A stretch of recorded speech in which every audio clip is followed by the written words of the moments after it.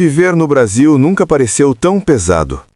O salário cai na conta e some, o carrinho do supermercado encolhe, o aluguel aperta e o básico vira luxo.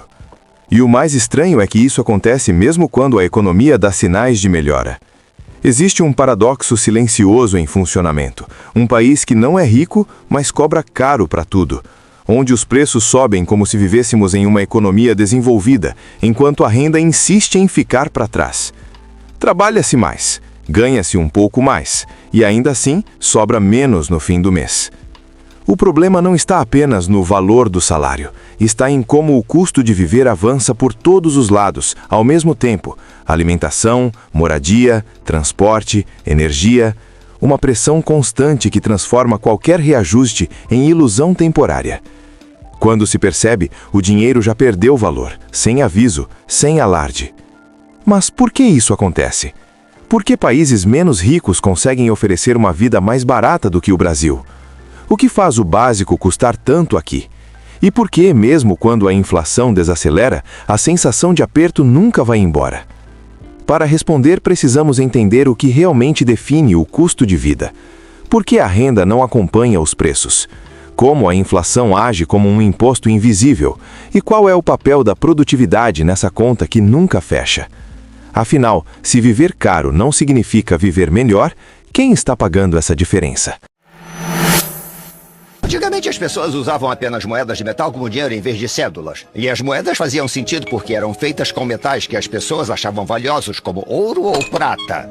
Pensem no ouro equivalente a $1 transformado em uma moeda. Qual é o problema? O problema é que o governo romano decidiu cunhar mais moedas sem ter encontrado mais ouro. Eles transformaram a mesma quantidade de ouro em ainda mais moedas. Como se usa dinheiro para fazer dinheiro? Exatamente a pergunta certa. Precisamos de mais moedas do que o ouro que temos. Raspem pedaços dessas moedas e derretam junto com outros metais. Mas com menos ouro nas moedas, isso não faz com que elas valham menos? Nós não te pagamos para fazer perguntas. Isso tá parecendo trapaça. Porque é mesmo, os governos fazem isso o tempo todo. Agora eu entendi. Quando se trapaceia para criar dinheiro novo, isso faz o dinheiro de todo mundo valer menos. Olha só como é mais leve. Exatamente. Quando o dinheiro perde seu valor, você precisa usar mais dinheiro para comprar as mesmas coisas. Custo de vida é uma medida que calcula quanto uma pessoa precisa gastar para manter um padrão mínimo de qualidade de vida em determinado lugar. Ele reúne despesas essenciais como moradia, alimentação, transporte, saúde, educação e lazer. Não se trata de luxo, mas do básico necessário para viver com dignidade. Quando esse custo cresce mais rápido que a renda, o aperto se instala. Na prática, o custo de vida funciona como um termômetro do poder de compra.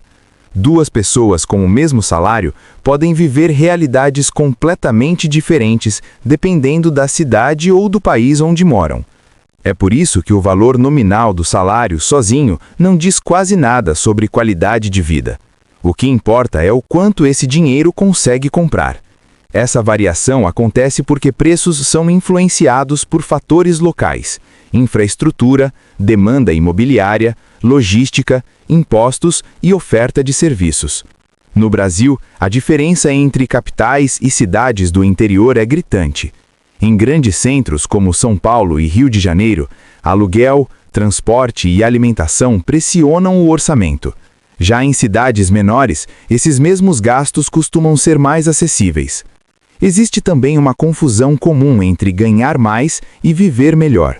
Um aumento de renda não garante melhora na qualidade de vida se os preços sobem no mesmo ritmo, ou mais rápido. Quando o custo de vida avança, o salário apenas corre atrás. É assim que muitas famílias sentem que trabalham mais, mas continuam no mesmo lugar. A economia brasileira vive um paradoxo difícil de ignorar. Em alguns períodos, a renda melhora, o emprego reage e indicadores mostram avanços pontuais. Ainda assim, a sensação dominante da população é a mesma: viver continua caro. Isso acontece porque o custo de vida cresce mais rápido do que os ganhos da maioria das famílias. O índice de nível de preços ajuda a explicar esse fenômeno. Ele compara quanto cada país precisa gastar para adquirir a mesma cesta de bens e serviços dos Estados Unidos.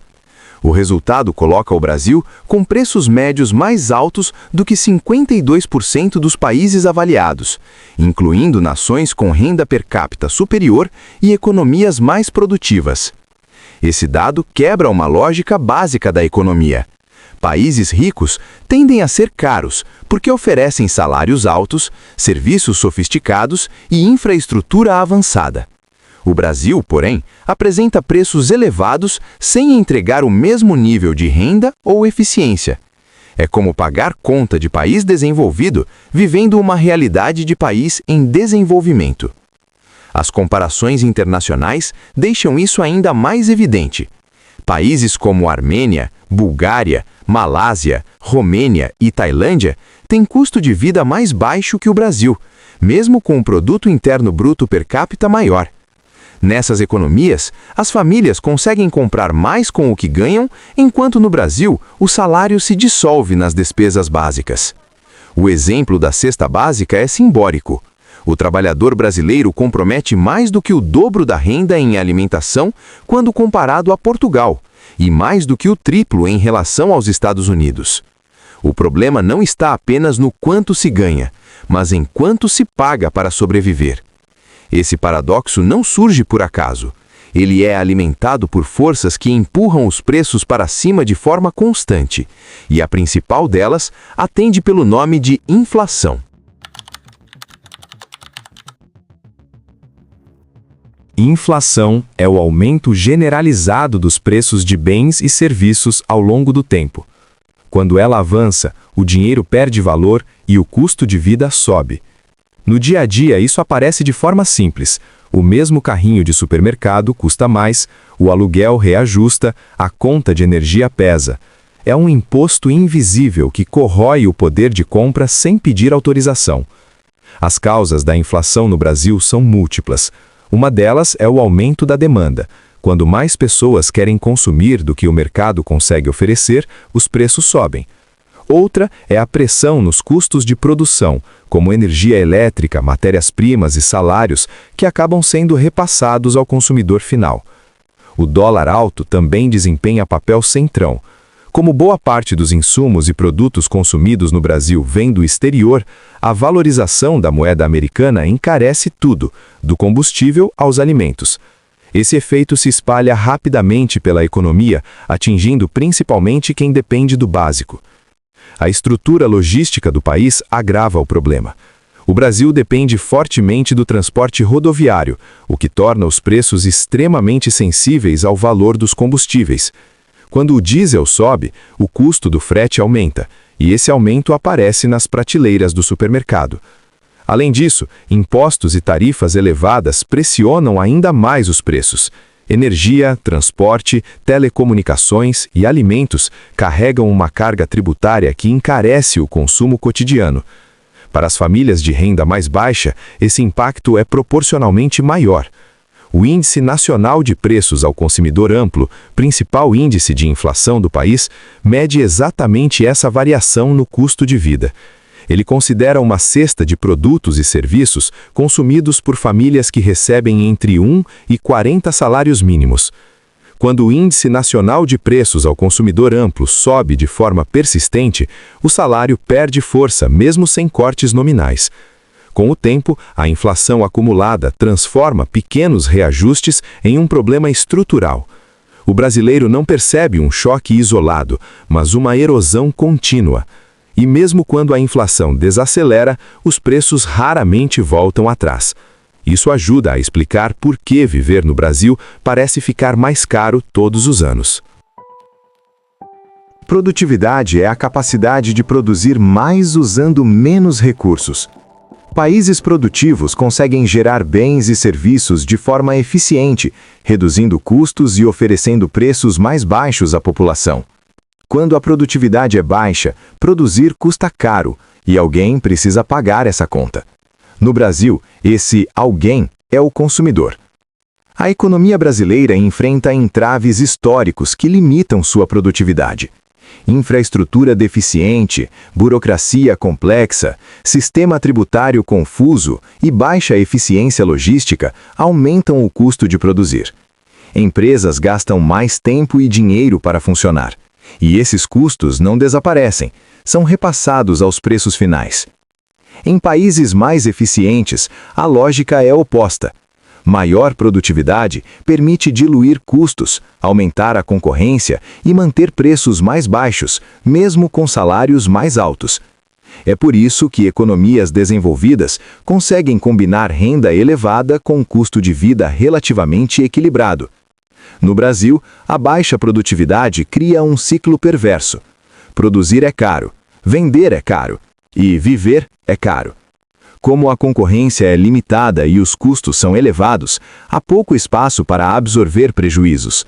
O repasse ao consumidor vira regra, não exceção. Esse problema estrutural ajuda a entender por que o país aparece como caro em comparações internacionais, mesmo sem oferecer o mesmo nível de renda ou serviços. Enquanto a produtividade não avança, o custo de vida continua pressionado, e o bolso do brasileiro sente primeiro. O salário mínimo tem papel central na economia brasileira. Ele define o piso de remuneração, serve de referência para benefícios sociais e influencia o consumo das famílias. Em teoria, deveria garantir condições mínimas de sobrevivência. Na prática, isso depende diretamente do custo de vida local.